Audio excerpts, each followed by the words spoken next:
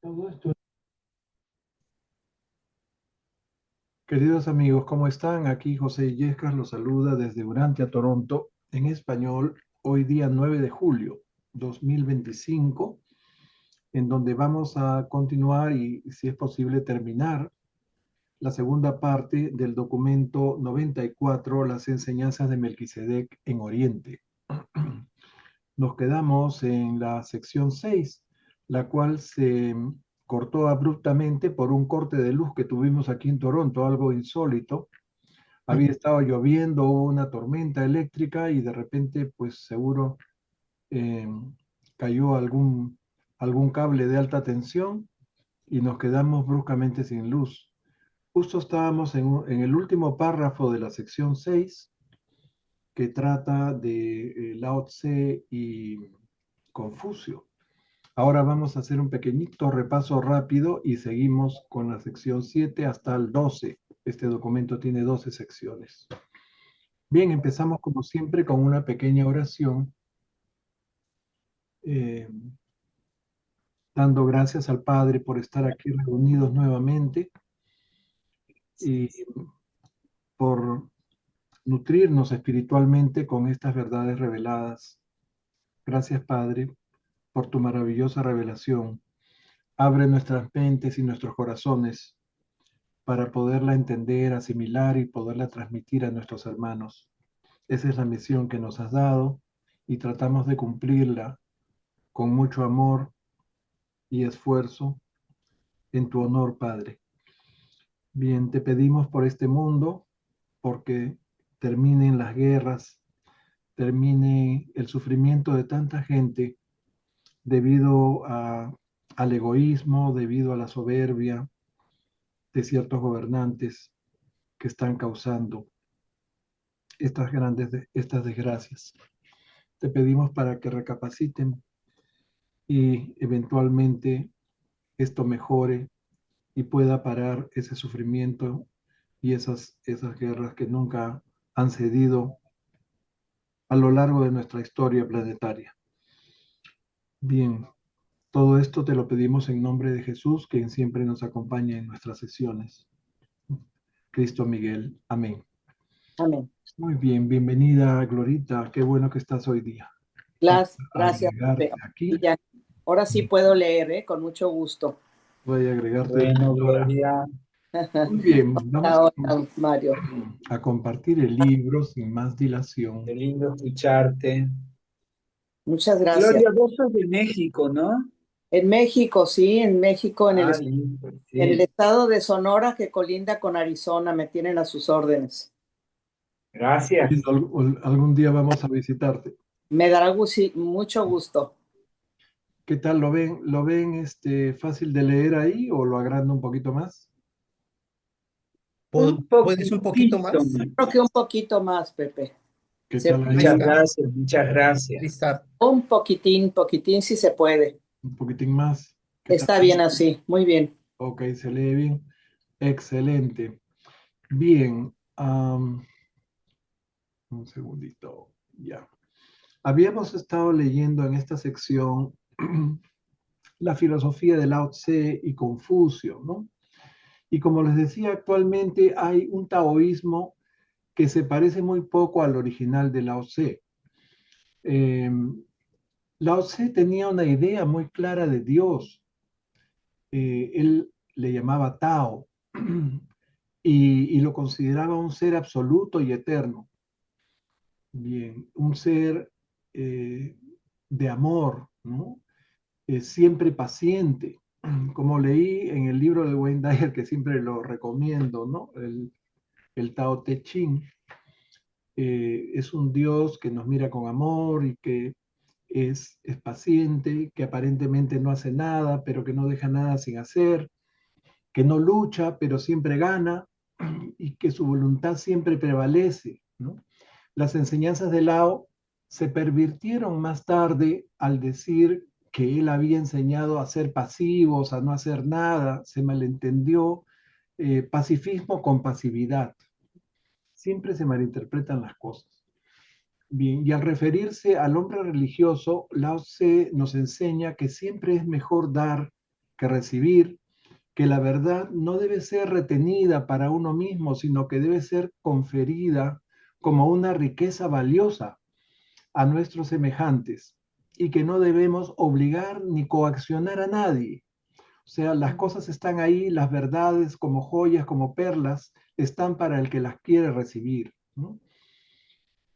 Finalmente decía que hacer la voluntad de Dios siempre beneficia, nunca destruye. Habíamos leído, Confucio y Lao fueron contemporáneos. Confucio fue mucho menor que Lao Tse, ¿no? Bien, y estábamos leyendo a Confucio, creo que Mario estaba leyendo cuando se cortó la luz abruptamente y ahí quedó la sesión de la semana pasada. Bien, a ver a dónde estamos. Bien, ¿qué les decía? Volvemos a esta imagen de los filósofos chinos. Cuando nos hablan de Confucio, cuyo nombre era Kung Fu Tse, nos dicen que su doctrina se basaba en lo mejor de la moralidad de la raza amarilla y las tradiciones supervivientes de esos misioneros de Salem que habían llegado a la China, ¿no? Confucio se dio el trabajo de recopilar los enunciados filosóficos de mayor moralidad y sabiduría de esos filósofos orientales de la antigüedad que habían sido alumnos de estos discípulos de Melquisedec, ¿no? Bien, y Confucio marcó un nuevo rumbo para los chamanes al colocar la moralidad en lugar de la magia. Pero al hacer esto, nos dice el revelador, lo hizo también que creó un nuevo fetiche sobre otro ancestral, que era la veneración a los antepasados, ¿no?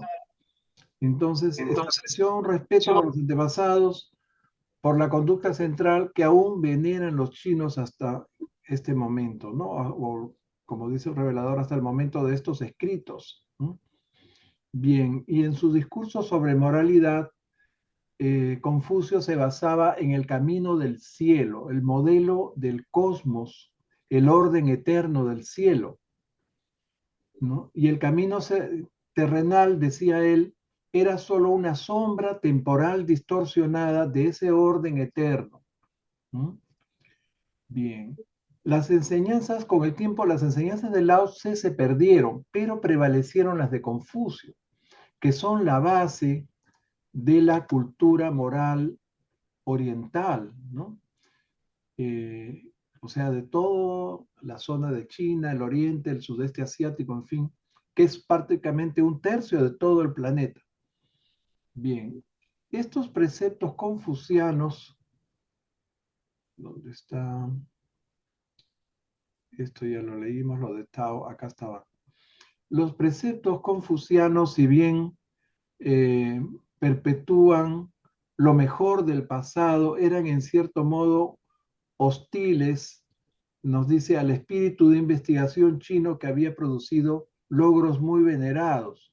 Bueno, vamos a volver sobre ese párrafo que estaba leyendo Mario. Espérate, ¿dónde estaba? Ya estábamos casi terminando antes de entrar a Siddhartha Gautama, sí. A ver, vamos a leer desde acá. Marlene, por favor, puedes leernos este párrafo. Confucio, Sí. Confucio fue un contemporáneo más joven de Lao en China del siglo VI. Confucio basó sus doctrinas en las mejores tradiciones morales de la larga historia de la raza amarilla y estuvo algo influido también por las tradiciones supervivientes de los misioneros de Salem. Su trabajo principal consistió en compilar los dichos sabios de filósofos antiguos. Fue rechazado como maestro durante su vida, pero sus escritos y enseñanzas han ejercido desde entonces una gran influencia en China y Japón. Confucio estableció nuevos principios para los chamanes al sustituir la magia por moralidad, pero construyó demasiado bien, hizo del orden un nuevo fetiche e instauró un respeto hacia la conducta de los antepasados que siguen siendo venerados por los chinos en el momento de escribir esto. Ya está. Esto es lo que les había estado diciendo. Bien. Mario, léenos por favor el siguiente párrafo. La predicación, Sí. a ver, sí, estoy con el mic activo. La predicación de Confucio sobre la moralidad se basaba en la teoría de que el camino terrenal es la sombra deformada del camino celestial, que el verdadero patrón de la civilización temporal es la imagen reflejada del orden eterno del cielo. El concepto potencial de Dios es el confucianismo. En el confucianismo estaba casi completamente subordinado al énfasis puesto en el camino del cielo, el patrón del cosmos. Gracias. También nos habíamos adelantado a explicar esto. Gracias, Mario. Le damos la bienvenida a Anita, que acaba de conectarse. Bienvenida, Anita. Hola a Hola, todos, Anita. estaba justo saludando por el chat. Ok. Renato, léenos el siguiente párrafo. Las enseñanzas de Lao se han perdido para todos, excepto para una minoría en Oriente. En cambio, los escritos de Confucio han constituido desde entonces la base del tejido moral de la cultura de casi un tercio de urantianos. Estos preceptos confucianos, aunque perpetuaban lo mejor del pasado, eran un tanto contrarios al mismo espíritu chino de investigación que había impulsado esos logros tan venerados. La influencia de estas doctrinas fue combatida sin éxito tanto por los esfuerzos imperiales de Qin Huang Ti como por las enseñanzas de Moti, que proclamó una hermandad fundada en el deber, no en el deber, sino ético, sino en el amor a Dios. Trató de reavivar la antigua búsqueda de nuevas verdades, pero sus enseñanzas fracasaron ante la vigorosa oposición de los discípulos de Confucio. Ok, acá sí, este párrafo no lo hemos comentado todavía. Miren, ustedes hablan de este Xin Chi Huang Ti y de Mo Ti. Bueno, este Xin Shi Huangdi fue un emperador chino, fue el primer emperador de la dinastía Qing y el más famoso monarca del antiguo imperio. Asumió el trono en el 246 a.C., cuando tenía solo 13 años. Bien, durante su reinado hizo muchas cosas grandes. Por ejemplo, él es el que construyó la muralla china, ¿no? Y además hizo todas las vías de comunicación que unieron China y también fue unificador de todos estos feudos, de todos esos reyesuelos que habían ahí, todos formaron parte de un solo imperio. O sea, pero lo malo de él es que se volvió muy déspota, se volvió una persona muy cruel, ¿no? Y quiso destruir toda la historia de China antes de su reinado. Entonces comenzó a buscar los libros de historia y a quemarlos, buscando por todos lados, ¿no? La gente escondía las cosas como podía para que se salvaran, pero los soldados, los esbirros de este emperador, pues encontraban y quemaban y hacían grandes piras con todo el conocimiento ancestral de la historia de China, ¿no? Y entre las cosas que se perdieron fueron los escritos de Lao y de Confucio. Confucio había denunciado los excesos y las arbitrariedades que había cometido este Xin Shi Huangdi, y entonces él obviamente se esmeró en buscar todo lo que había escrito Confucio, ¿no? Este Moti era otro filósofo que tenía otra visión ligeramente distinta a la de Confucio y fue como quien dice intelectualmente su adversario, ¿no? También trató de combatir un poco la filosofía de Confucio, sin éxito, por supuesto, porque él también cayó en desgracia con este Xin Chin Huang Ti, ¿no? Y también fue perseguido, en fin. Entonces, sin embargo, cuando murió este señor y continuó la dinastía Han, ellos sí respetaron todo lo que había habido antes de historia y, y felizmente se fue reconstruyendo los escritos de Confucio. Había gente que se lo había aprendido de memoria. Cuenta la tradición de una niña de 12 años que sabía todos estos versos, esos de los dos libros que escribió Confucio. Uno se llamaba el libro de las Odas y el otro era el libro de historia. Y, y pasaron los años y por esos azares del destino encontraron en una casa, entre las paredes, un original completo de la obra de Confucio. Y así se pudo recuperar esta filosofía tan valiosa y tan bella, ¿no? Bien, entonces esto les quería ampliar un poco sobre Xin Huang Ti y Mo Ti, ¿no? Entonces, ¿qué más viene por acá? Ok, y con esto terminamos esta parte de los chinos. Nos vamos a la India. A ver, ha leído José Luis, creo. No, Glorita, leyó Renato. perdón, ha leído Renato, te toca a ti, José. Toca yo, disculpa. A ver, les voy a decir el orden. Marlene primero, Mario segundo, Renato, José Luis, Gloria y Anita. Somos los que estamos. ¿Ok? Adelante. Contemporáneo de Lao Tse y Confucio en China, surgió en la India otro gran maestro de la verdad, Siddhartha Gautama. Nació en el siglo VI a.C. al norte de la India, en la provincia de Nepal.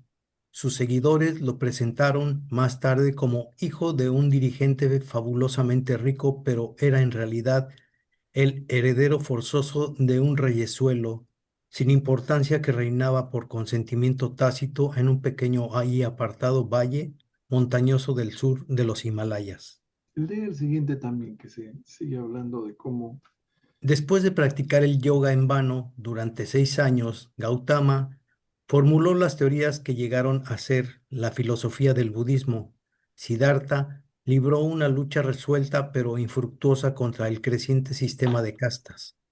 Había una noble sinceridad y una generosidad única en este joven príncipe profeta que atraían enormemente a sus contemporáneos. Se apartó de la práctica de buscar la salvación individual a través del dolor físico y el sufrimiento personal, y exhortó a sus seguidores a que llevaran su evangelio por todo el mundo. Ok, a ver, hasta ahí nomás. Bien, este es Siddhartha Gautama de joven, una representación artística. Él nació en Nepal. Nepal está al norte de la India. Y también fue contemporáneo de Lao Tse y de Confucio. Estamos hablando del siglo VI antes de Cristo. Bien, él fue heredero de los territorios de un rey que dominaba un pequeño y apartado valle al sur de los Himalayas. ¿Okay? Mencionan, porque todo esto es historia, mencionan que él practicó yoga de niño, de muchacho, tenía un profesor propio, vivían en una pequeña mansión, ¿no? En ese pequeño reinado que tenía su padre, donde él se educó y creció, ¿no? Y aquí nos dicen que el yoga que él practicó fue aparentemente una pérdida de tiempo, ¿no? Porque después de eso, él empieza a desarrollar su filosofía. Era muy meditativo, era una persona con mucho vida interior, no sé. Era una persona especial y tenía un destino, pues, increíble que ni él mismo se imaginaba, ¿no? Entonces él salió de su casa a ver el mundo y conoció, pues, la miseria y el sufrimiento de la gente en la India. lo primero que se dio cuenta fue la injusticia que había con esto de las castas y trató, bueno, infructuosamente de ir en contra del sistema de las castas en la India. Y su nobleza y generosidad impresionó tanto a la gente que los atrajo, ¿no? Y cuando él hablaba de su filosofía en contra del sufrimiento, en contra del dolor, ¿no? Este, la gente pues inmediatamente le prestó oídos y se convirtió pues en un líder, ¿no? En un líder espiritual en la época, ¿no? Ese evangelio que él traía fue de gran alivio para esos confusos y atribulados pobladores de la India de entonces. ¿Mm? Bien, ¿qué más hizo? Seguimos con la historia de Gautama Siddhartha o Siddhartha Gautama, el llamado Buda. Bien, le toca a Gloria. Así es, aquí estoy. Entre la confusión de cultos y los ritos extremos que se practicaban entonces en la India, las enseñanzas más sensatas y moderadas de Gautama llegaron como un bálsamo beneficioso. Denunció a los dioses, a los sacerdotes y a sus sacrificios, pero él tampoco logró percibir la personalidad del uno universal. Como no creía en la existencia de almas humanas individuales, luchó natural y decididamente contra la vieja y arraigada creencia en la transmigración del alma. Hizo un noble esfuerzo por liberar a los hombres del miedo, por hacer que se sintieran cómodos y en casa y en el gran universo, pero no logró mostrarles el camino que conduce al hogar verdadero y superno de los mortales ascendentes, el paraíso, y al servicio creciente de la existencia eterna. Ok, gracias, Glorita. Miren ustedes, él denunció a los dioses y sacerdotes junto con sus rituales y por supuesto estaba en contra de los sacrificios, ¿no? Pero Gautama no logró percibir el único Dios universal, lamentablemente. No creía tampoco en las almas individuales, por lo cual no aceptó la transmigración, o sea, la reencarnación. ¿No? Logró que las personas se sintieran cómodas en lo que sería el gran universo, pero le faltó el camino al paraíso, ¿no? Que es nuestro destino final de servicio eterno, ¿no? Y a partir de ahí seguimos sirviendo, ¿no? En lo que Dios nos encomiende. Bien. Anita, nos lees los dos siguientes párrafos, por favor.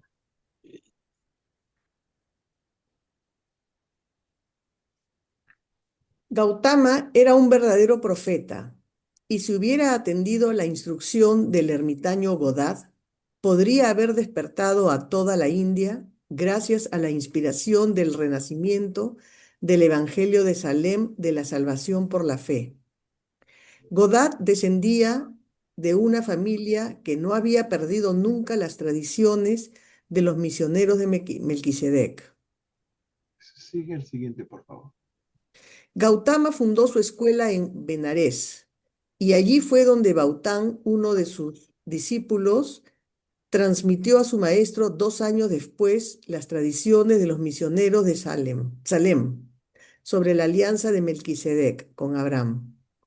Aunque Siddhartha no tenía un concepto muy claro del Padre Universal, adoptó una postura avanzada sobre la salvación por la fe, por la simple creencia, y así se lo manifestó a sus seguidores. Empezó a enviar a sus alumnos en grupos de 60 a proclamar a las gentes de la India la buena nueva de la salvación gratuita, de que todos los hombres, altos o bajos, pueden lograr la dicha mediante la fe en la rectitud y la justicia. Ok. Bien, vamos a comentar esto.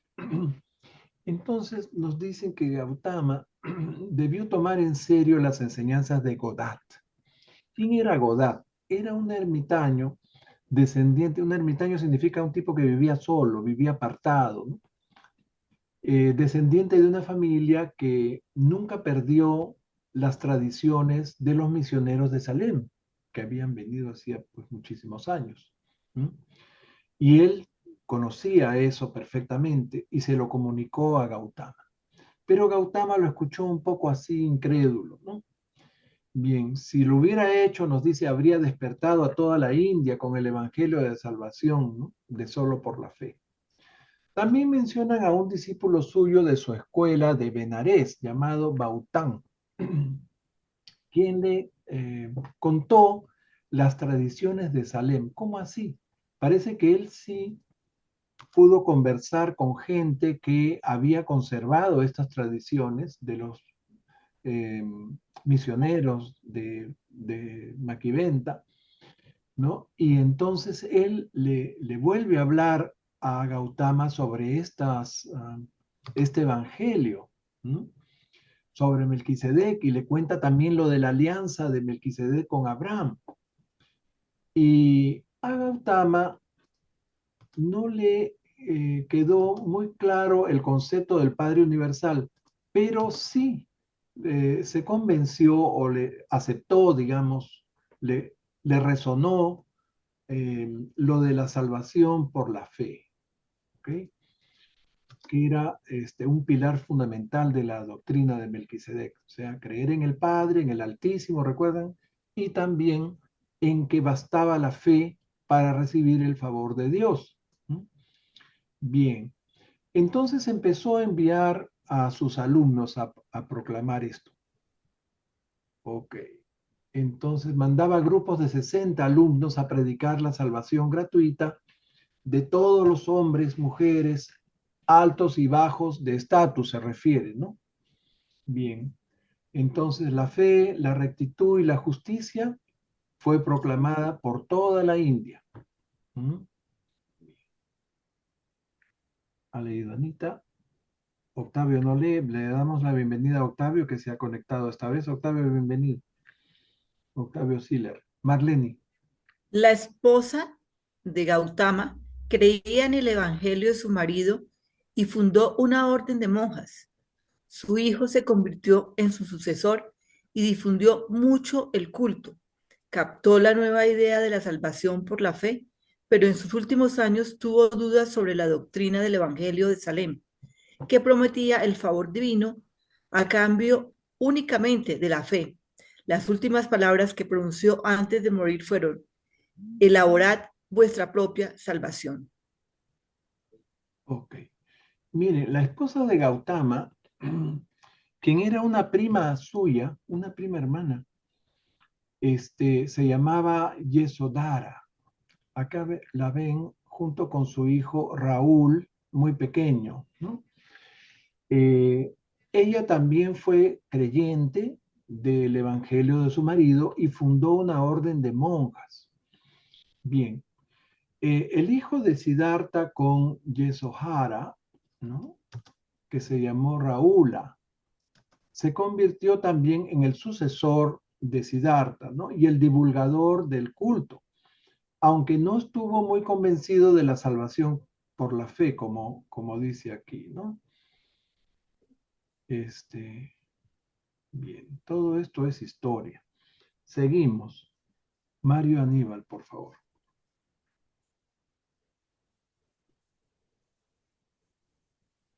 ¿Está Marito por ahí?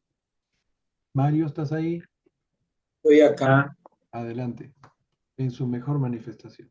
En su mejor manifestación, el Evangelio de Gautama de salvación universal, libre de sacrificios, torturas, rituales y sacerdotes, fue una doctrina asombrosa y revolucionaria para su tiempo. Estuvo cerquísima de convertirse en un renacimiento del Evangelio de Salem. Vino en auxilio de millones de almas desesperadas y a pesar de haberse visto absurdamente deformado en los siglos posteriores, sigue siendo la esperanza de millones de seres humanos. Gracias. Ok. Entonces fue muy bueno y revolucionario que Gautama propagara un evangelio de la salvación por la fe, libre de rituales, de sacerdotes, de sacrificios y torturas, nos dice. Estuvo muy cerca de producir un renacimiento del evangelio de Salem.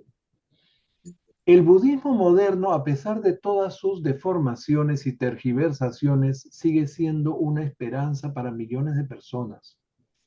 Y lo que pasó con las enseñanzas de Gautama es equivalente a lo que sucedió con las de Jesús de Nazaret, como vamos a ver en el siguiente párrafo.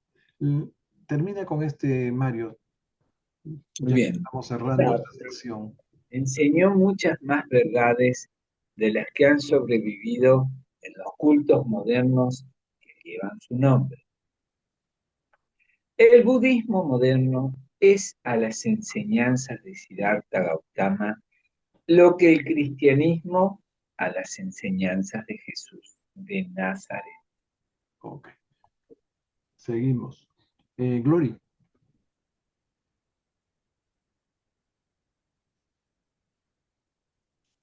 La fe budista, Glorita. ¿Estás ahí?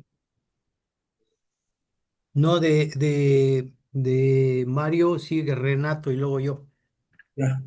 Ah, perdón. De Mario sigue Renato, exacto. Perdonen. ¿No?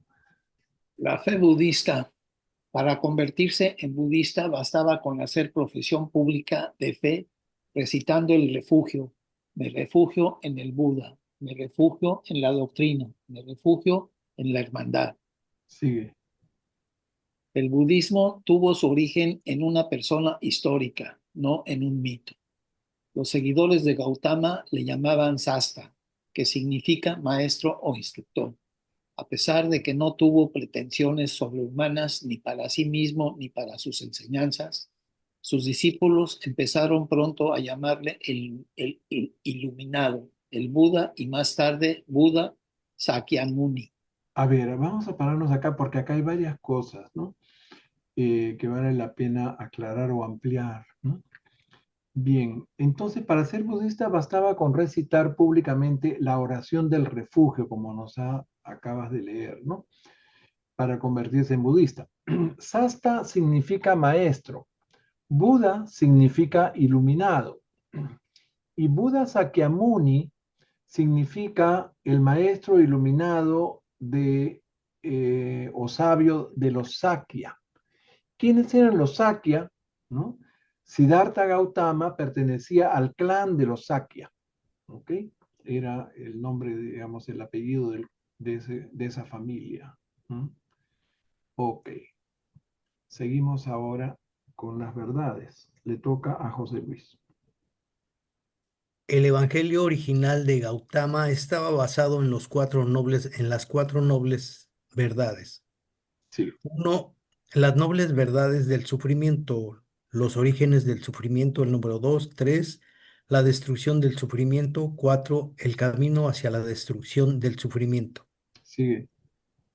La filosofía del óctuple sendero estaba estrechamente vinculada a la doctrina del sufrimiento y la manera de evitarlo. Opiniones correctas, aspiraciones correctas, palabras correctas, conducta correcta, sustento correcto, esfuerzo correcto, atención plena y contemplación correcta. La intención de Gautama no era destruir todo esfuerzo, deseo y afecto para huir del sufrimiento.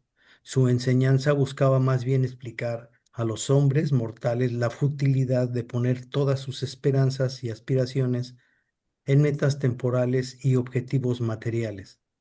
No es que desaconsejara el amor a los semejantes, sino que intentaba inducir al verdadero creyente a mirar también más allá de las relaciones de este mundo material hacia las realidades del futuro eterno. Ok. Léete los mandamientos también. Los mandamientos morales de la predicación de Gautama eran 5. No matarás, no robarás, no serás incasto, no mentirás, no tomarás bebidas alcohólicas. Había varios mandamientos adicionales o secundarios cuya observancia era opcional para los creyentes. Ok. Bien. Entonces, aquí mi tocayo nos ha leído cuáles eran las 4 nobles verdades que están acá, ¿no? Se refieren al sufrimiento. Él estaba muy impactado con el sufrimiento, como le decía, cuando salió de su palacio y vio el sufrimiento, eso lo marcó prácticamente, ¿no? Bien, y escribió sobre los orígenes del sufrimiento, cómo destruir el sufrimiento y el camino hacia esa eliminación o destrucción del sufrimiento, ¿no? Bien, y la manera de evitar el sufrimiento era con opiniones, aspiraciones, palabras, conducta, sustento, esfuerzo, contemplación correcta y atención plena. Bien, no se trataba de destruir el deseo y el esfuerzo por el logro de las metas materiales que son temporales, sino que se proyectara, la persona se proyectara a realidades más allá de este mundo, al futuro eterno. Y también él mencionó 5 mandamientos, ¿no? No matarás, no robarás, todo esto ya estaba enunciado antes, ¿no? No serás, acá han puesto incasto, en realidad es la traducción de la palabra unchaste, pero si ustedes buscan en el diccionario lo que significa unchaste, significa impúdico. En realidad debía haberse traducido no serás impúdico. ¿Mm? ¿Y quién es impúdico? El que se mete con la mujer de otro, en fin, y por supuesto hace actos impúdicos. Yo hubiera dicho no incasto. No, no incasto. Bueno, entonces, por supuesto, no mentir y también prohibía el consumo de bebidas alcohólicas. Esto es un mandamiento muy sabio para mí porque no hay peor droga que el alcohol. El alcohol es tremendamente maligno y está totalmente difundido, es legal y nadie hace nada por combatirlo, ¿no? Al contrario, todos quieren celebrar con alguna bebida alcohólica. Bien, entonces, creo que la única religión que prohíbe el alcohol son los mormones. Y eso lo sabe Octavio. Bueno, entonces, aparte dice de otros mandamientos secundarios o adicionales que eran opcionales. O sea, si quieres los observas, si quieres no. O sea, no pasa nada. Si no dicen cuáles son, pero dice que habían otros mandamientos. Ok, seguimos. Le toca Creo que me toca a mí, a Gloria. Gloria. Sí. Siddhartha apenas creía en la inmortalidad de la personalidad humana. Su filosofía solo contemplaba una especie de continuidad funcional. Nunca llegó a definir claramente qué era lo que se proponía incluir en la doctrina del nirvana. El hecho de que se pudiera teóricamente experimentar durante la existencia mortal indicaría que no era visto como un estado de aniquilación completa. Implicaba una condición de iluminación suprema y dicha celestial en la que se habían roto todas las cadenas que atan al hombre al mundo material. Era un estado de liberación de los deseos de la vida mortal sin ningún peligro de tener que experimentar nunca más una encarnación. Ok, ok. Miren ustedes, Siddhartha Gautama no creía en la inmortalidad de la personalidad humana. Dice, apenas creía. Bueno, y tampoco definió claramente lo que era el nirvana, ¿no? El nirvana existe en el budismo, también en el hinduismo y otras religiones orientales. Es el estado máximo de iluminación, ¿no? En el contexto de las religiones orientales, eh, el nirvana es un estado de liberación espiritual con obviamente un cese del sufrimiento y del ciclo de reencarnaciones, o sea, lo que se llama el samsara, y que se alcanza mediante la extinción de los deseos, la conciencia individual y la superación del apego a la existencia material. Es un estado de paz profunda, de libertad y de felicidad suprema. Eso está en la definición moderna de nirvana. ¿Mm? Bien. Ahora nos hablan de la salvación. Seguimos con Anita. Según las enseñanzas originales de Gautama, La salvación se consigue mediante el esfuerzo humano con independencia de la ayuda divina.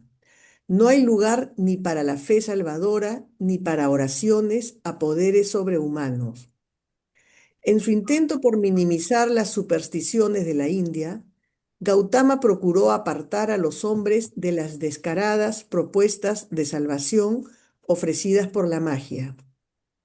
Pero al hacer este esfuerzo, abrió la puerta de par en par a que sus sucesores malinterpretaran sus enseñanzas y proclamaran que toda lucha humana por lograr algo es desagradable y dolorosa. Sus seguidores pasaron por alto el hecho de que la felicidad más alta está unida a la búsqueda inteligente y entusiasta de objetivos valiosos y que esos logros constituyen el verdadero progreso en la autorrealización cósmica. Ok, aquí hay varias cosas que vale la pena aclarar. Para Gautama, la salvación se consigue por el esfuerzo humano individual, sin ayuda divina, ¿no? Él trató de descalificar las fórmulas mágicas y las supersticiones para el logro de la felicidad. Pero fue mal interpretado por sus seguidores al proclamar que toda lucha humana por la felicidad es desagradable y dolorosa, además de solitaria, ¿no? O sea, sin ayuda divina. Pero es un hecho que la búsqueda inteligente y entusiasta de grandes ideales es lo que nos da la mayor felicidad, ¿no? Y que esos logros nos llevan a la autorrealización, como dice el revelador. Muy bien. Seguimos, Marlene. La gran verdad de las enseñanzas de Siddhartha fue su proclamación de un universo de justicia absoluta. Enseñó la mejor filosofía atea jamás inventada por el hombre mortal. Fue el humanismo ideal y eliminó con toda eficacia todos los fundamentos de las supersticiones, los ritos mágicos y el miedo a los fantasmas o demonios. Sigue, por favor. El punto débil del evangelio original del budismo fue que no produjo una religión de servicio social desinteresado. La hermandad budista fue durante mucho tiempo no una fraternidad de creyentes, sino más bien una comunidad de maestros estudiosos. Gautama les prohibió recibir dinero para impedir el desarrollo de tendencias jerárquicas. El propio Gautama era muy sociable y en realidad su vida fue mucho más grande que su predicación. Ok. Miren, Siddhartha no se equivocó cuando proclamó un universo de justicia absoluta. Enseñó la mejor filosofía atea jamás inventada y eliminó eficazmente las supersticiones, los ritos mágicos y el miedo a los demonios y fantasmas. Desgraciadamente, pasaron los siglos y todo eso volvió y contaminó la filosofía budista, como vamos a ver más adelante, ¿no?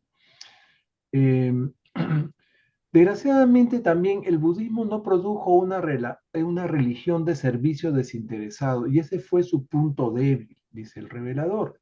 Además, en un principio el budismo no fue más que una hermandad de creyentes, ¿no?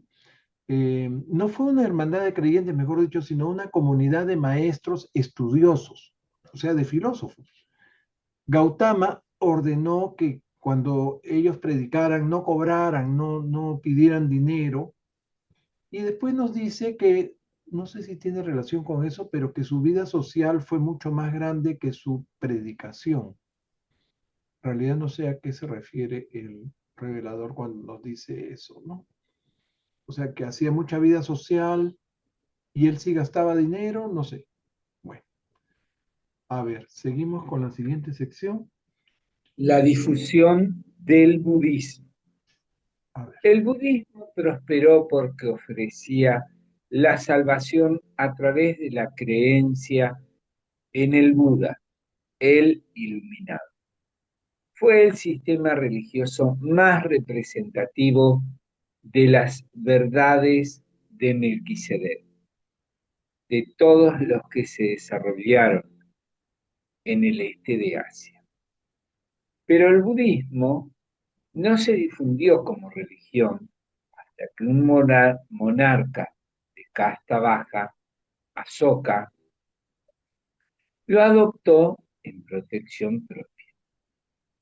Después de Akenatón, en Egipto, Asoka fue uno de los dirigentes civiles más notables del periodo comprendido entre Melquisedec y Miguel.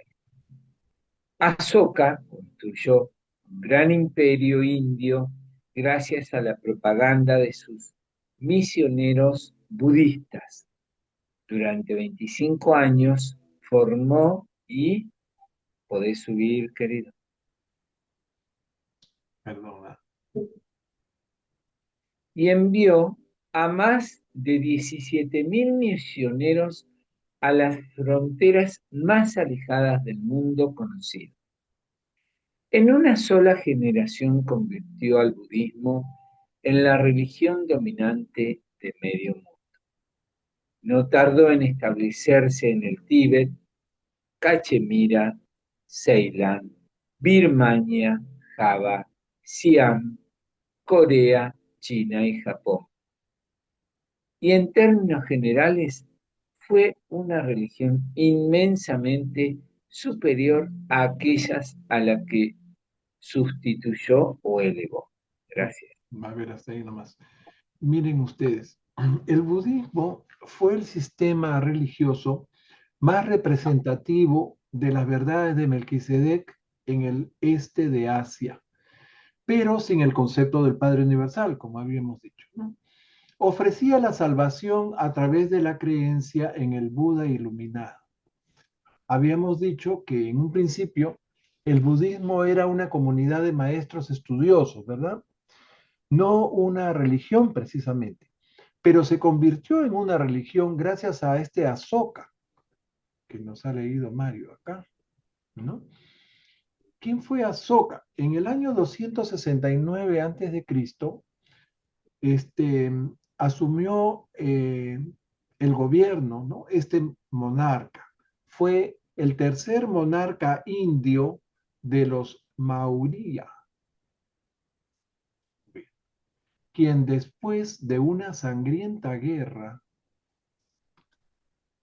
la guerra de Kalinga, se arrepintió o se conmovió, ¿no? De ver tanta violencia, tanta masacre, tanta sangre, ¿no? ¿Cómo serían las guerras en esa época si ahora son terribles? ¿No? Y entonces se convirtió al budismo. Y con el poder que tenía, pues promovió el budismo, hizo edictos, construyó monumentos a Buda y envió a más de 17.000 misioneros a otras partes de Asia, incluyendo el Tíbet, la Cachemira, que es el Pakistán, Ceilán, Birmania, Java, Siam, Corea, China y Japón. Bien, eso está acá. Entonces, así el budismo reemplazó, dice, y elevó a muchas religiones muy inferiores a él en esos lugares, ¿no? Donde se difundió. Seguimos, Renato, por favor. La difusión del budismo a toda Asia, desde su tierra natal de la India, es una de las historias más apasionantes de entrega espiritual y perseverancia misionera por parte de personas religiosas sinceras. Los maestros del Evangelio de Gautama afrontaron no solo los peligros de las rutas terrestres de caravana, sino también los de los mares de China mientras desempeñaban su misión en el continente asiático y llevaron a todos los pueblos el mensaje de su fe. Pero este budismo ya no era la sencilla doctrina de Gautama, era el evangelio milagrero que lo había convertido en un dios. Y cuanto más se alejaba el budismo de su cuna, las tierras.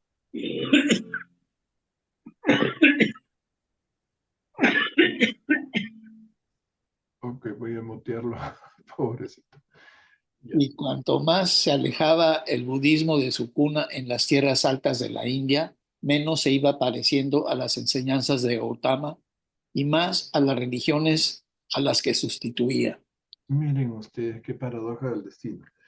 Entonces, la propagación del budismo desde la India hasta Japón y el sudeste asiático, nos dice, fue una historia apasionante y llena de peligros. Los maestros espirituales del budismo demostraron una gran entrega y una perseverancia misionera. Pero el budismo ya no fue las sencillas enseñanzas de Siddhartha Gautama, sino que fue una doctrina contaminada con las religiones de esos lugares por donde se había ido difundiendo, ¿no? Hasta convertirse, dice, en un evangelio milagrero, en donde Buda era como un dios. Entonces, ¿qué más seguimos? Ya ha leído Renato, José Luis, ¿no?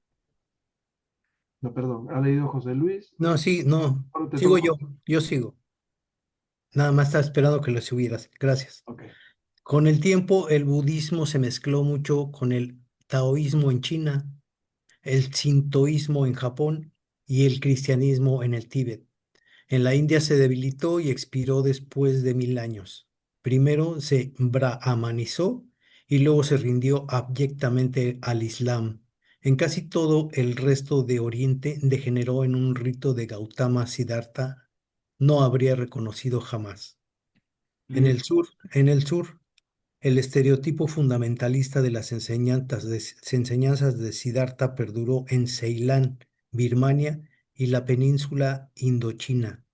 Esta es la visión hinayana del budismo que se aferra a la doctrina primera o social o asocial.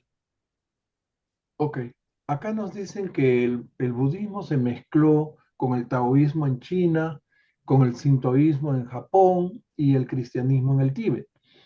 Y luego de 1000 años se brahmanizó, ¿no? En la misma India. ¿Se acuerdan? Los brahmanes eran la primera casta.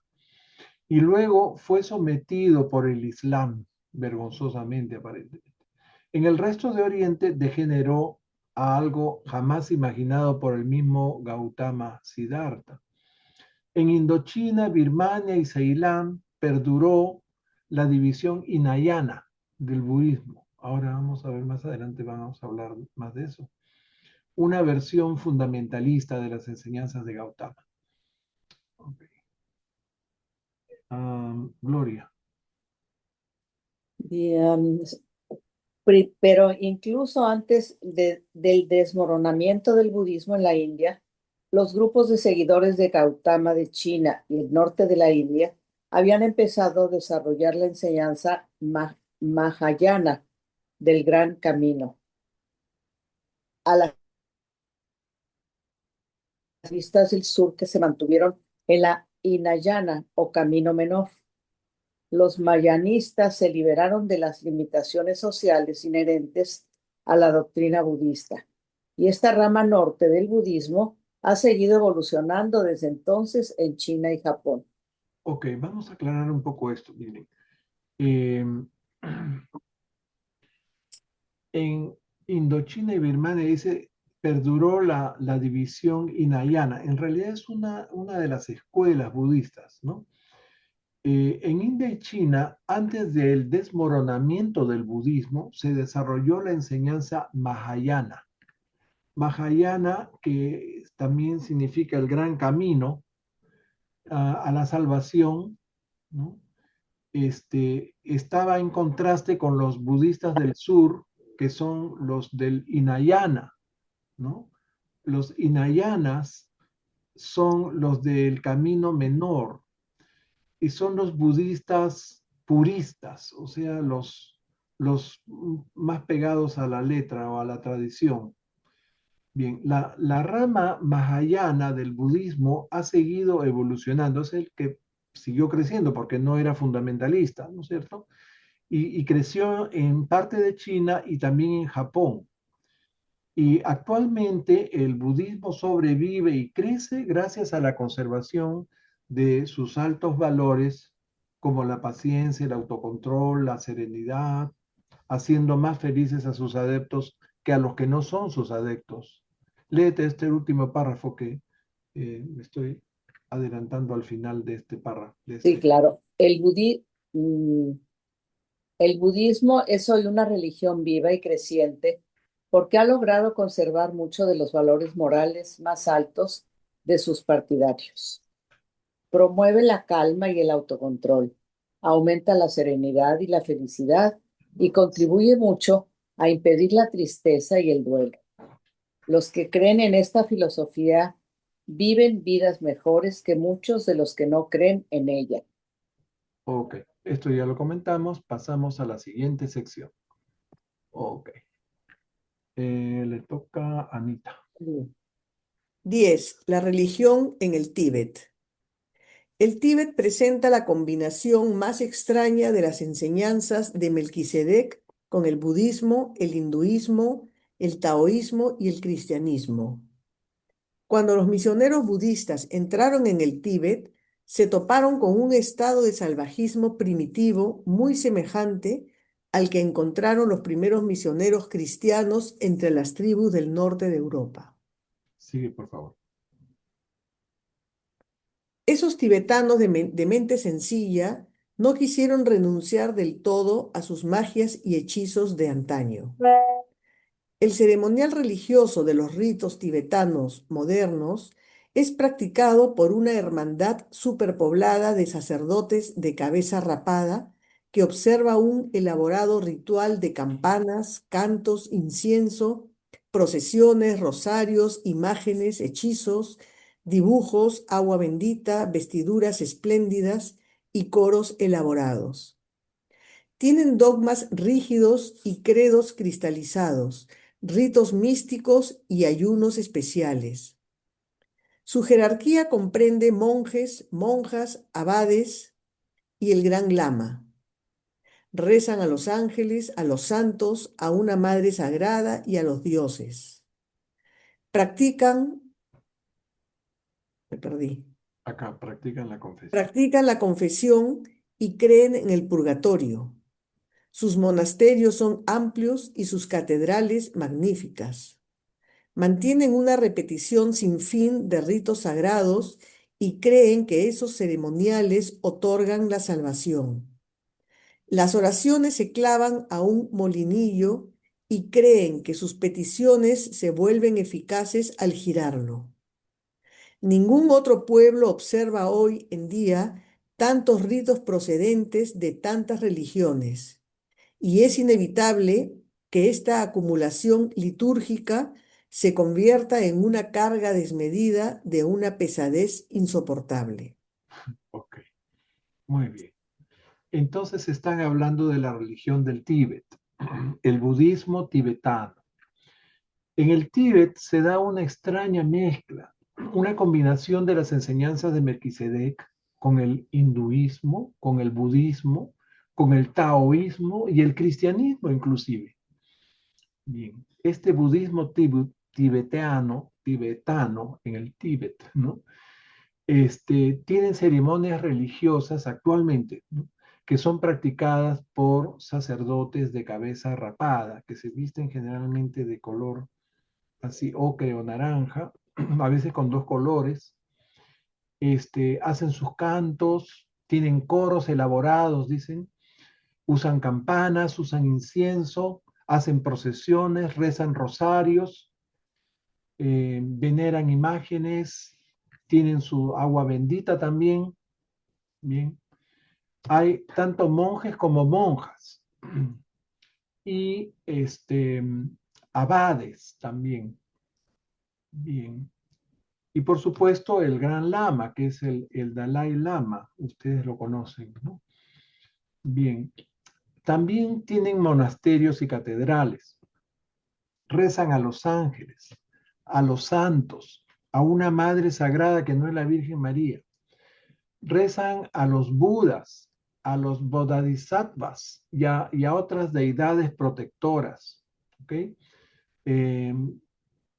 que no son precisamente dioses, porque no es una religión teísta, ¿no?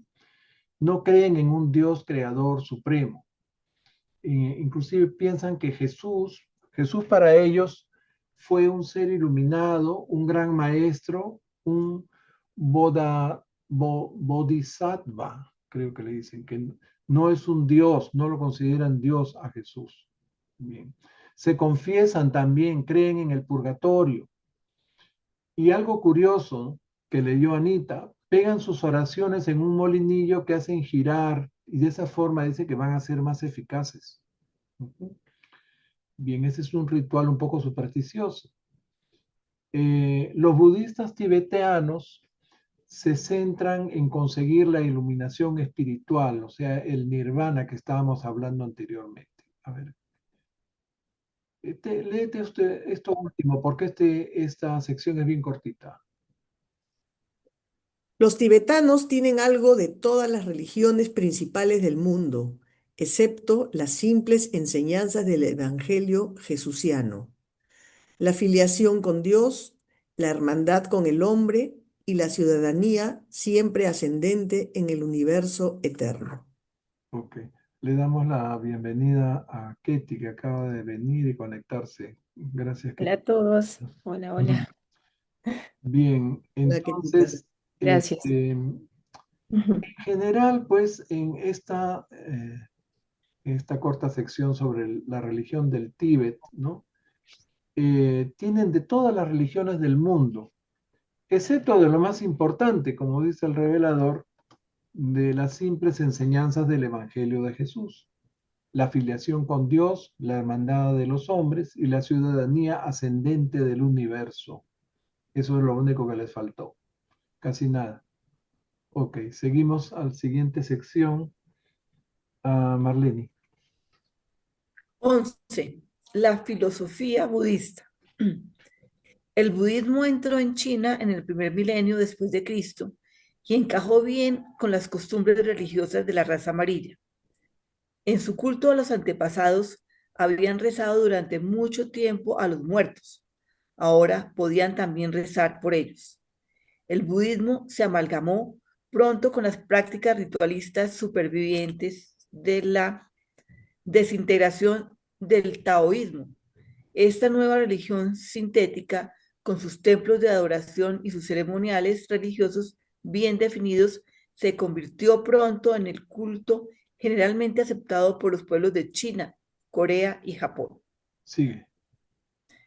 Es de lamentar, bajo cierto punto de vista, que el budismo se difundiera por el mundo cuando ya los seguidores de Gautama habían pervertido las tradiciones y enseñanzas de su culto hasta el punto de hacer de él un ser divino, aunque por otra parte, el mito de su vida humana embellecida por una multitud de milagros resultó ser atractivo para los oyentes del Evangelio budista del norte o Mahayana. Ok. Miren ustedes, el budismo entró en China y pronto se convirtió en el culto aceptado, no solo en China, sino en Corea y en Japón también, durante el primer milenio después de Cristo. Y fue perfectamente compatible con el culto a los antepasados que practicaban esas religiones de Oriente, ¿no? Desgraciadamente, el budismo se propagó por el mundo cuando las enseñanzas de Gautama ya se habían contaminado, se habían pervertido mucho. Y a los budistas Mahayana del norte les cayó muy bien la divinidad de Buda y sus falsos milagros. Creen que el espíritu de Buda Sakyamuni vuelve a la tierra periódicamente como un Buda viviente, lo cual ha generado una proliferación de imágenes de Buda, así como de muchos Budas vivientes impostores. Bien, seguimos. Mario. Bueno, algunos de sus seguidores más tardíos enseñaron que el espíritu de Buda, Sakyamuni, volvía periódicamente a la tierra como Buda viviente, lo que abría el camino para una perpetuación indefinida de imágenes de Buda, templos, ritos y Budas vivientes impostores, Así, la religión del gran protestante indio terminó encadenada a las mismas prácticas ceremoniales y conjuros ritualistas que él había denunciado con tanta audacia y combatido con tanto valor. Ven ustedes, esa es la ironía del destino, lo que habíamos estado comentando antes. Bien, sigue Mario Renato.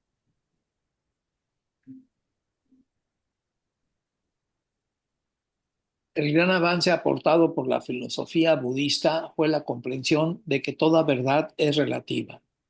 Mediante el mecanismo de esta hipótesis, los budistas han sido capaces de conciliar y correlacionar las divergencias que había dentro de sus propias escrituras religiosas, así como las diferentes entre las suyas y muchas otras. Se enseñaba que las pequeñas verdades eran para mentes estrechas y las grandes verdades para mentes amplias. Bueno, Miren, entonces miren ustedes, ¿cómo se sentiría el alma de Siddhartha Gautama al ver su religión convertida en los rituales fetichistas que él tanto había combatido durante su vida mortal, ¿no? Bien, pero la filosofía budista llegó a comprender un concepto avanzado que dice toda verdad es relativa.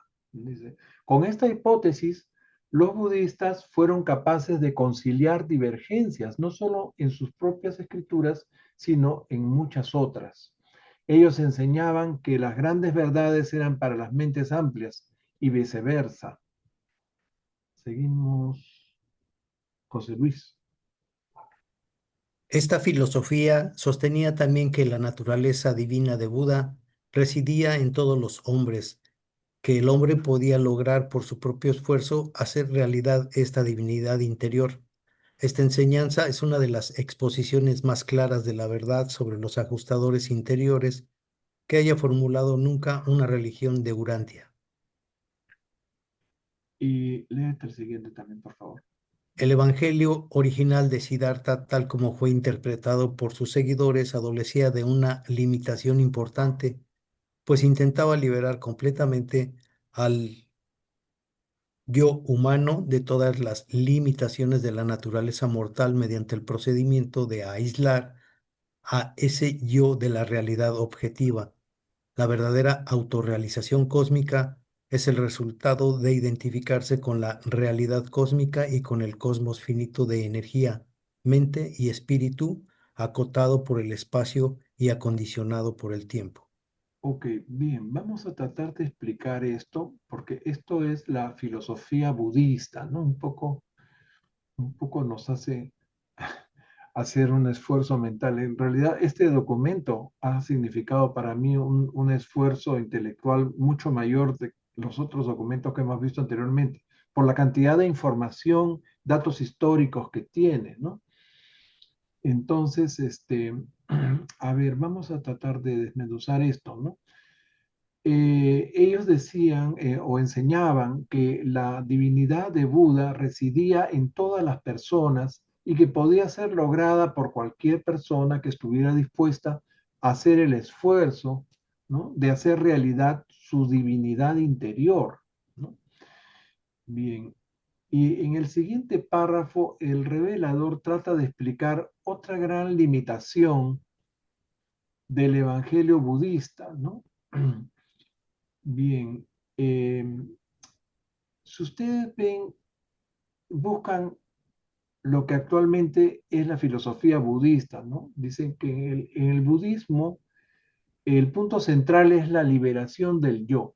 Se refiere a la comprensión de que el concepto de un yo permanente es una ilusión y que ese entendimiento es crucial para alcanzar la liberación del sufrimiento, ¿no? Este concepto se conoce como el anatman o anatta, que significa el no yo, la ausencia del yo, ¿no? Por eso dice el revelador que los budistas intentan liberar al yo por la vía del aislamiento de la realidad objetiva, simplemente negándolo o considerándolo inexistente, ¿no? Pero la verdadera autorrealización es la identificación con la realidad cósmica y con la que nos corresponde, o sea, la realidad finita. en la cual la energía, la mente y el espíritu están condicionadas por el tiempo y limitados por el espacio. ¿Ok? Bien, así más o menos he hecho la interpretación de ese párrafo de la filosofía. Seguimos. Le tocaría a Gloria, ¿no? Sí. Florita. Perdón, a ver. Aunque la ceremonia. Aunque las ceremonias y observancias exteriores del budismo se contaminaron mucho con las de las tierras a las que viajó, esa degeneración no afectó en ningún modo a la vida filosófica de los grandes pensadores que abrazaron ocasionalmente ese sistema de pensamiento y creencia. Durante más de 2000 años, muchas de las mejores mentes de Asia se han concentrado en el problema de determinar la verdad absoluta y la verdad del absoluto. Ok, esto también es interesante. Dice, la contaminación, desviaciones y distorsiones del budismo no afectaron la filosofía de grandes pensadores asiáticos que se concentraron en el problema de la verdad absoluta y de la verdad del absoluto. Y eso fue a lo largo de más de 2000 años. Sigue ahorita con el siguiente párrafo. Perdón. Se Se consiguió. consiguió hacer evolucionar un alto concepto del absoluto a través de muchos canales de pensamiento y mediante caminos tortuosos de razonamiento. El ascenso creciente de esta doctrina de la infinitud no estuvo tan claramente definido como la evolución del concepto de Dios en la teología hebrea. Sin embargo, las mentes budistas alcanzaron ciertos niveles amplios, se detuvieron en ellos y los atravesaron en su búsqueda de una imagen mental de la fuente primaria de los universos. Ok, a ver, paramos ahí un ratito, ¿no? Entonces, estos filósofos consiguieron un alto concepto del absoluto y de la infinitud, pero por caminos tortuosos que no eran tan claramente, eh, digamos, explicables como el concepto de Dios que tenían los hebreos. La teología hebrea, pues, presentaba a Yahvé y era, pues, fácil de entender, ¿no? Estos filósofos indios o budistas alcanzaron ciertos niveles amplios en la comprensión de la fuente primaria de los universos por estos tres fundamentos que vamos a leer. Le tocaría a Anita. Ok. 1. La leyenda de Gautama. En la base del concepto estaba el hecho histórico de la vida y las enseñanzas de Siddhartha, el príncipe profeta de la India. Esta leyenda se convirtió en mito a medida que viajaba a través de los siglos y de las amplias tierras de Asia hasta que sobrepasó la idea de Gautama como ser el iluminado y empezó a adoptar tributos adicionales. A ver, miren ustedes, esto es la leyenda de Gautama. O sea, la vida y enseñanzas de Siddhartha son un hecho histórico. El príncipe profeta, le dicen, ¿no? De la India. Y la leyenda de Gautama se convirtió en mito con el paso de los siglos, ¿no? Y en su viaje de esta filosofía por los inmensos territorios asiáticos, ¿no? Es el mito del iluminado, el mito del Buda o del santo, el santo iluminado. Sigue número 2, Anita. Ya. 2. Los muchos Budas. Se razonaba que si Gautama había venido a los pueblos de la India, las razas de la humanidad tenían que haber sido bendecidas en el pasado lejano con otros maestros de la verdad y volverían a hacerlo indudablemente en el futuro lejano. Esto dio origen a la enseñanza de que había muchos Budas, un número ilimitado e infinito, e incluso cualquiera podía aspirar a convertirse en uno, a lograr la divinidad de un Buda. Y esto es muy interesante, miren, los muchos Budas. Pensaban que si, así como Gautama, o sea, Buda, había aparecido en la India, otros Budas o maestros de la verdad habrían aparecido desde tiempos remotos, ¿no? En todo el mundo y que seguirían viniendo en el futuro. para bendecir a todas las razas de la humanidad. Además, pensaban que cualquier persona podía aspirar a convertirse en un Buda, en alguien divino, ¿no? Bien. Y el último, Leanita. 3. El Buda absoluto. En el momento en que el número de Budas se acercaba a la infinitud, se hizo necesario que las mentes de aquellos días reunificaran este concepto de difícil manejo. Se empezó a enseñar, por consiguiente, que todos los Budas no eran sino manifestaciones de alguna esencia más alta, de algún uno eterno de existencia infinita y no restringida, alguna fuente absoluta de toda la realidad. A partir de entonces, el concepto de deidad del budismo, en su forma más alta, se divorcia de la persona humana de Gautama Siddhartha y se libera de las limitaciones antropomórficas que lo habían mantenido amarrado.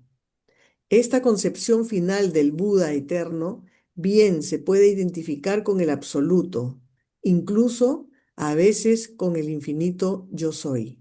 Ya, este párrafo es bien interesante también. Miren ustedes, el Buda absoluto sería alguna esencia más alta, ¿no? De algún uno eterno e infinito, o sea, una fuente absoluta de la realidad de la cual salían infinitos Budas, ¿no? Este concepto de deidad del budismo ya no es antropomórfico, o sea, ya abandona la imagen, la idea de Siddhartha Gautama como persona, ¿no? Ese el absoluto e infinito yo soy. ¿No? Bien. A ver, seguimos. Ketty nos lee los dos siguientes párrafos, los dos últimos párrafos de esta sección. A ver, perfecto. Aunque esta idea de la deidad absoluta no encontró nunca un gran favor popular entre las gentes del Asia, permitió a los intelectuales de esas tierras unificar su filosofía y armonizar su cosmología. El concepto del Buda absoluto es a veces cuasi personal, a veces completamente impersonal, incluso una fuerza creativa infinita.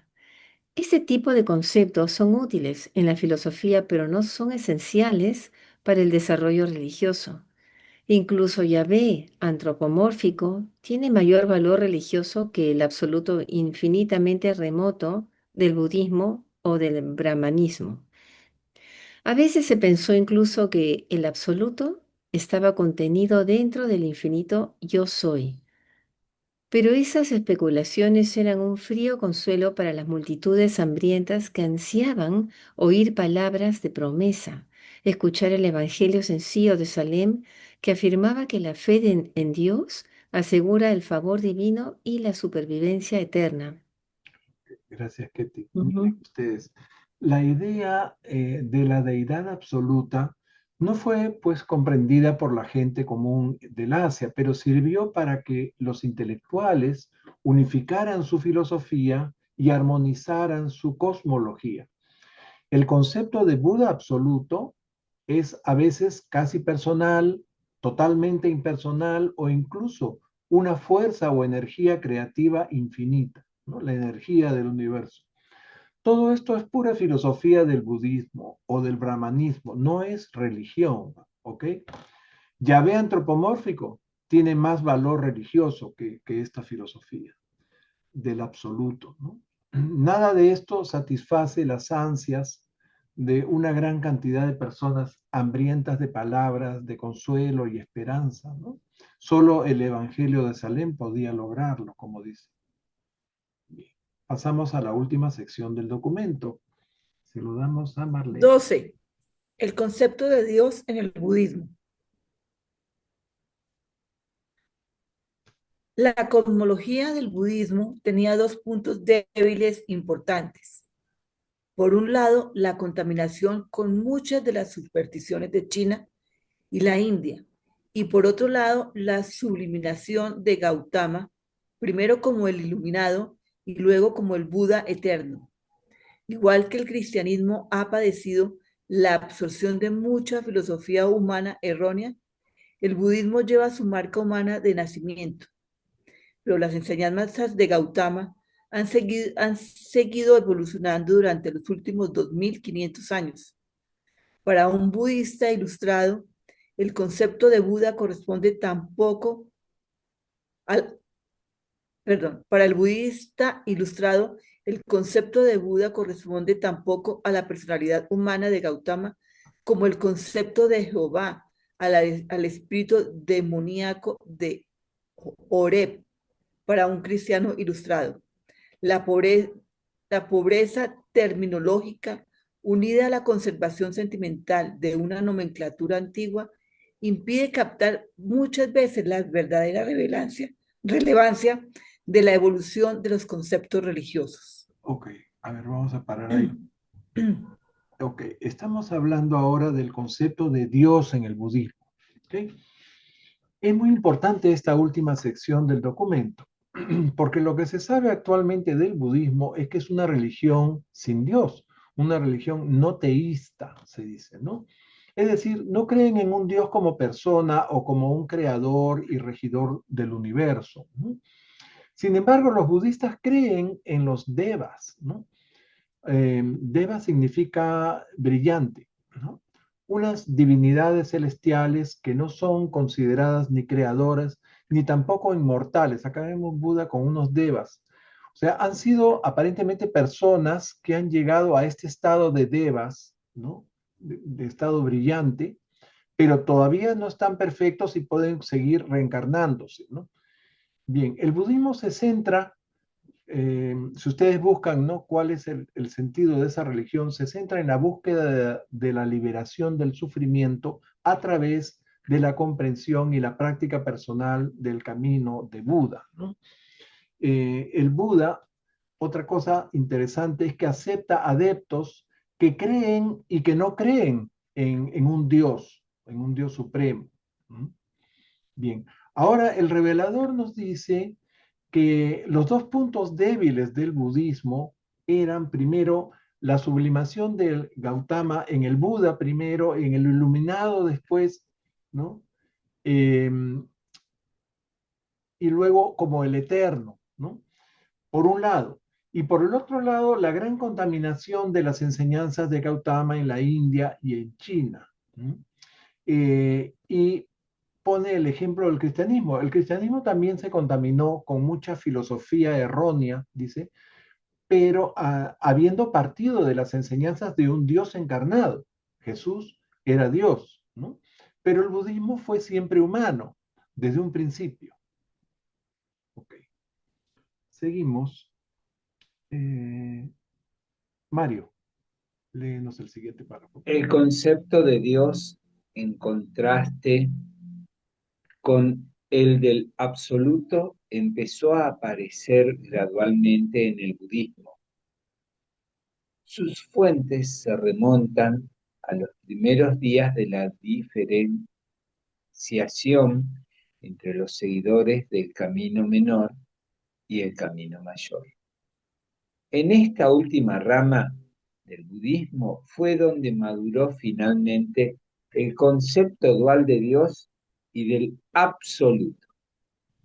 Paso a paso, siglo a siglo, el concepto de Dios ha evolucionado hasta que fructificó finalmente en la creencia en Buda Amida gracias a las enseñanzas de Ryonin, Honen Shonin y Shiran en Japón. Gracias. Miren, acá hay una gran cantidad de información. Ok, acá me ha faltado esto del Oreb, ¿no? Esto es muy interesante. Miren, el budismo siguió evolucionando, o sea, la rama del camino mayor, ¿no? O sea, el Mahayana, eh, por más de 2500 años. ¿Mm? Y el concepto de Buda para un budista iluminado, dicen, no representa para nada ya la personalidad de Gautama. De igual manera que para un cristiano iluminado, el concepto de Jehová no se identifica con el demonio espiritual del Oreb. Miren, ¿a qué creen que se refiere el revelador con esto? ¿No? Fíjense ustedes que el revelador se refiere a un espíritu demoníaco en el Horeb. ¿Qué era el Horeb? El monte Horeb, que es el Sinaí, ¿verdad? El monte donde Moisés recibió las tablas de la ley, los 10 mandamientos. También en ese mismo monte recibió las instrucciones para la construcción del tabernáculo. Recuerdan que el tabernáculo era como una carpa ambulante, era un santuario que se podía llevar a todas partes, un portátil, ¿no? Que debía tener una antesala, un área santa y un área santísima. Todas esas instrucciones se las da Yahvé a Moisés, ¿no? En este monte del Horeb. ¿Mm? Bien, entonces,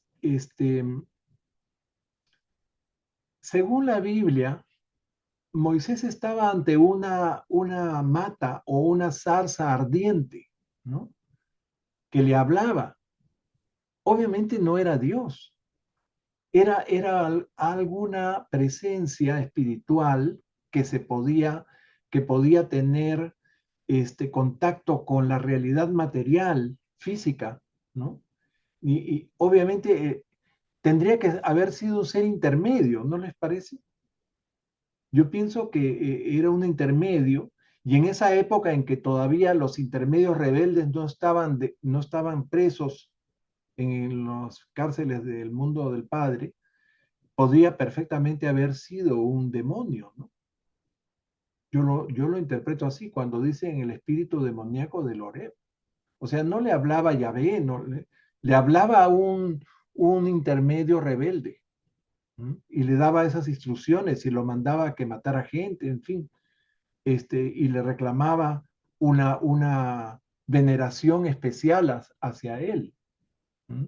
Ven ustedes cómo van tomando sentido estos pasajes de la Biblia que resultaban pues simplemente alegóricos o como un cuento, ¿no? Que si quieres lo crees y no, todo eso ha sido real.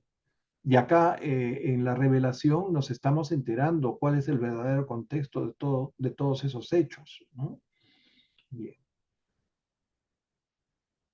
Ahora, volviendo a la idea de Dios en el budismo, ¿no? Nos dicen que justo cuando empiezan a diferenciarse este camino mayor, el Mahayana que habíamos dicho, y el camino menor, que el Hinayana, ¿no? Se empieza a diferenciar también una idea de Dios en contraste con la del absoluto, ¿ok? Y los seguidores del Mahayana, o sea, del camino mayor, fueron madurando siglo tras siglo hasta concebir la idea del Buda Amida, ¿ya? Esto es muy interesante. El Buda Amida, que gracias a las enseñanzas de este Ryonin, Honen Shonin y Shinran en Japón. Me puse a buscar un poco quiénes eran estos, ¿no? Bueno, de Ryonin no encontré más que los Ronin. ¿Quiénes eran los Ronin? Eran unos samuráis que se habían quedado sin amo. Ustedes saben, los samuráis trabajaban para los feudales, eran como un ejército de élite que tenían los señores feudales, ¿no? Y estos Ronin se quedaron sueltos en plaza, como quien dice, sin amo, y se dedicaron a hacer fechorías o a hacer no todos, ¿no? Porque algunos aparentemente se dedicaron a la filosofía, ¿no? ¿Y quiénes son estos Shinran? Nos dice también que Honen, Shonin y Shinran fueron los que enseñaron la veneración al Buda Amida en Japón. Esto fue alrededor del 1200 después de Cristo, ¿no? En Japón se veneran actualmente diversas escuelas del budismo Mahayana, siendo el más importante el budismo que le llaman de la tierra pura o budismo Amida, ¿no? Bien. Y Shonin en el budismo japonés significa santo o significa sacerdote venerable, ¿no? Un sacerdote destacado, por ejemplo, fue Shinran Shonin y también Honen Shonin. ¿Sí? De ahí viene esto. Y esto de Ronin es de los samuráis. ¿Recuerdan la película esa de Ronin con Roberto De Niro, ¿no? Ahí hablan justo de esto. Bueno, ahora no sé si exactamente Rionin es Ronin. No, no estoy muy seguro de eso, pero eso es lo que he encontrado, ¿no? A ver, seguimos ya con los últimos párrafos del documento, ya vamos a terminar. Le tocaría a... Yo, Adelante. estos creyentes enseñan que el alma al morir pueden elegir disfrutar de una estancia en el paraíso antes de entrar en el nirvana, el nivel último de existencia. Proclaman que esta nueva salvación se logra mediante la fe en las misericordias divinas y por el cuidado amoroso de Amida, el dios del paraíso, que está en el oeste. En su filosofía, los amidistas se atienden a una realidad infinita que está más allá de toda comprensión mortal finita. En su mundo que no puede, en, en su religión, se aferran a la fe en Amida, que es infinitamente misericordioso y ama tanto al mundo que no puede tolerar que un mortal que invoque su nombre con fe verdadera y corazón puro no alcance la felicidad suprema, superna del paraíso. Ya, miren, qué interesante, ¿no? Estamos hablando del Dios de los budistas, que se supone los budistas no tienen Dios, pero o sea, los budistas japoneses de la escuela Mahayana, de esta tierra pura que les decía, sí creen en un Dios personal, el Buda Amida, y creen en el paraíso también. Y de que después del paraíso ellos imaginan un nirvana, o sea, un nivel último de existencia. Por lo tanto, la salvación se logra mediante la fe en Amida, quien es amoroso y misericordioso y que vive en el paraíso, un paraíso que está al oeste, dicen ellos, ¿no? Y entonces, fíjense, acá sí hay Dios. ¿No les parece? Qué interesante este párrafo. Bien. Sigue Yo, Luis. la gran fuerza del budismo reside en que sus partidarios son libres de elegir la verdad que hay en todas las religiones, una libertad de elección poco frecuente entre las religiones de Urantia. En este aspecto, la secta Shin de Japón se ha convertido en uno de los grupos religiosos más progresistas del mundo. Ha revitalizado el antiguo espíritu misionero de los seguidores de Gautama y ha empezado a enviar maestros a otros pueblos. Es muy encomiable que haya aparecido esta tendencia a adoptar la verdad, proceda de donde proceda, entre los creyentes religiosos de la primera mitad del siglo XX después de Cristo. Ok, miren ustedes, los budistas permiten que sus partidarios elijan libremente la verdad que hay en todas las religiones. Eso no lo permite ninguna religión que yo sepa, ¿no? Bien, la secta Shin de Japón se ha convertido en uno de los grupos religiosos más progresistas del mundo, nos dice. Esta es la gran fuerza de esta escuela budista, ¿no? Y el revelador se alegra de que esta tendencia, ¿no?, a adoptar la verdad, venga de donde venga, es un gran logro de la primera mitad del siglo XX. ¿Ok? El budismo del siglo XX ha renacido a un nivel superior gracias al contacto con el cristianismo, quien le ha inculcado también valores sociales, dice. Ok, seguimos. Eh, A Gloria. mí. Y me toca a mí.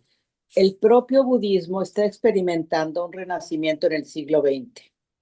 Los aspectos sociales del budismo han mejorado notablemente gracias a su contacto con el cristianismo. El deseo de aprender se ha vuelto a encender en el corazón de los monjes sacerdotes de la hermandad y la difusión de la educación en toda esta comunidad de fe promoverá sin duda nuevos avances en la evolución religiosa. Sigue el siguiente, por favor. A la fecha del presente escrito, gran parte de Asia pone su esperanza en el budismo. ¿Sabrá esta noble fe que progresó tan valientemente en las edades oscuras del pasado recibir de nuevo la verdad de las realidades cósmicas ampliadas igual que los discípulos del gran maestro de la India, escucharon en su día su proclamación de una nueva verdad. Responderá esta antigua fe, una vez más, al estímulo vigorizante de la presentación de conceptos nuevos de Dios y del absoluto que lleva buscando durante tanto tiempo. Muy bien, miren ustedes, el budismo del siglo XX, como les decía, ha renacido a un nivel superior gracias al contacto con el cristianismo, quien le ha inculcado valores sociales. Las monjas, los monjes, perdón, los sacerdotes de la hermandad budista están ansiosos por aprender y difundir una educación religiosa más libre, ¿no?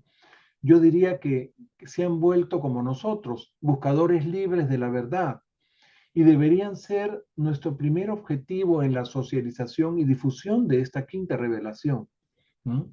Cuando se recibieron los documentos de Urantia, gran parte de Asia pone su esperanza en el budismo y el revelador se hace preguntas cruciales que quizás ya tenga él las respuestas. ¿No? Pero ¿qué más dice el último párrafo? Termina tú, Florita, por favor. Sí, claro, todo Urantia está esperando la proclamación del mensaje ennoblecedor de Miguel, liberado del peso de los dogmas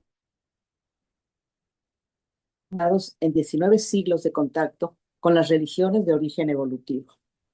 Llega la hora de presentar al budismo, al cristianismo, al hinduismo, incluso a los pueblos de todas las creencias, no el evangelio sobre Jesús, sino la realidad viva, espiritual del evangelio de Jesús, presentado por un Melquisedec de Nerón. Gracias, Glory. Miren, todo el planeta está esperando la proclamación del mensaje de Jesús. Pero un mensaje libre de dogmas, de doctrinas acumuladas durante 20 siglos por la iglesia, por las religiones evolutivas, ¿no? Ha llegado la hora de presentar el Evangelio de Jesús a todos los pueblos y creencias del mundo actual. ¿Ok? Esa es la tarea que nos corresponde. Y así termina este lindo documento lleno de información, ¿no?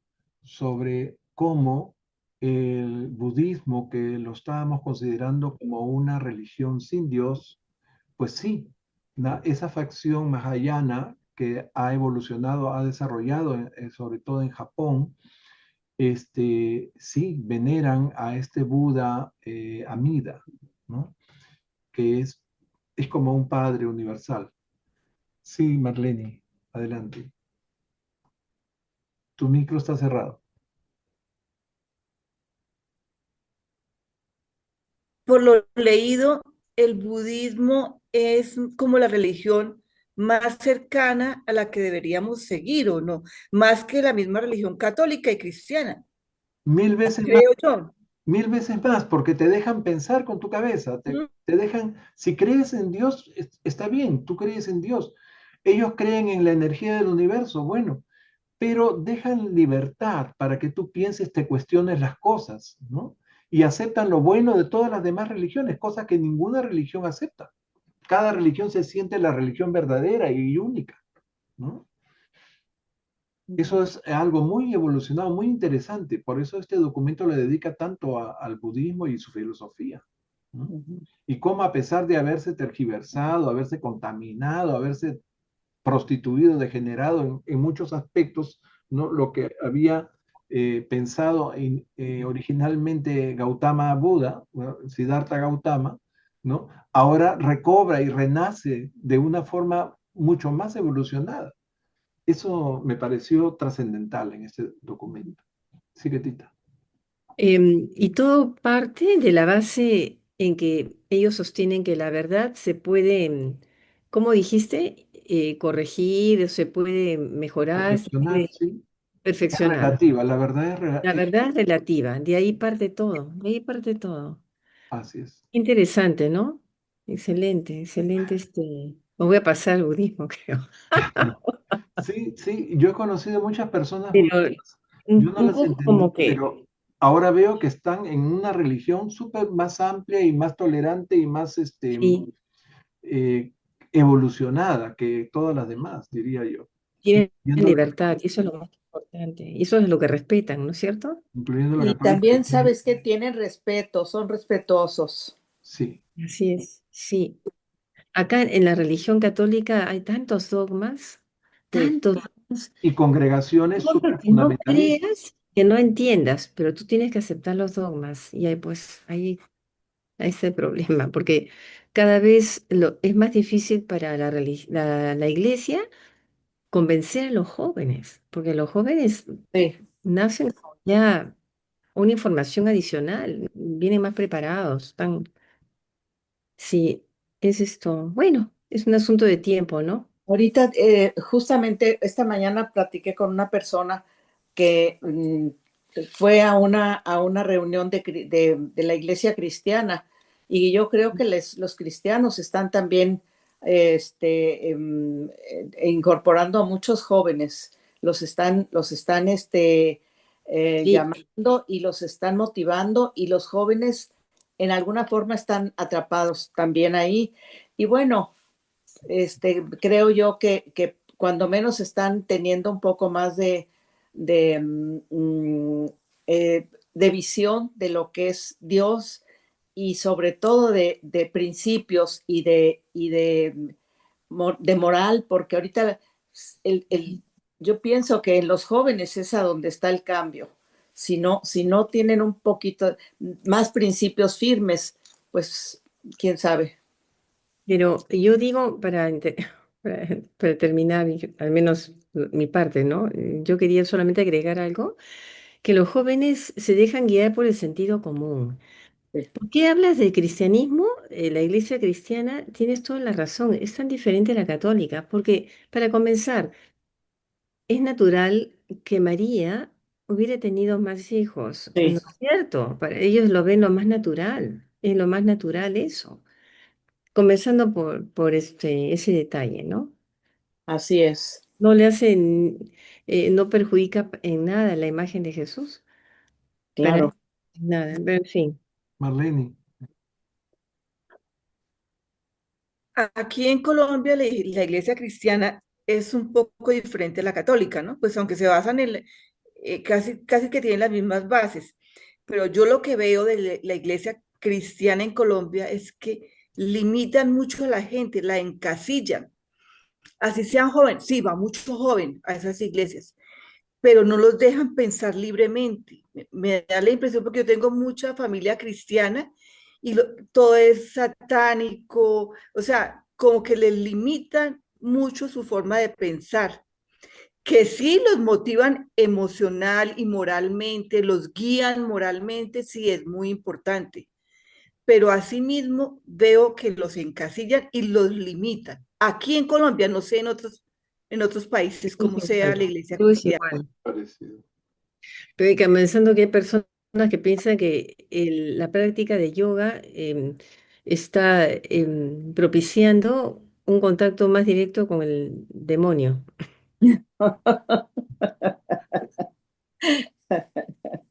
Así, Bueno, a ese absurdo no han puedes llegado. cambiar a esas personas, esa forma de pensar te la inculca la iglesia, una secta. Y Eso no la conviene, pero será algo en música, el evangelio. limitan la música, los libros, la literatura. Hay mucha literatura que ellos ya no pueden leer No. o no pueden, o sea, creo que tergiversan la idea de la libertad. Ujú. Sí, es verdad. Tienen temor de perder adeptos. Si una persona, pues, Sí, evoluciona, piensa y cambia de opiniones, ¿no? Bueno, queridos amigos, hasta aquí nuestra sesión de hoy. Muchas gracias a todos por gracias, Pepe. Muchas gracias. personalmente darse el tiempo para estar aquí. También Adiós, agradecemos a los adiós. que nos ven por el canal y ya les envío el enlace y el libro, el capítulo ilustrado. ¿Ok? Gracias, Pepe. Adiós, Listo. adiós a todos. Dios los bendiga. Adiós, adiós.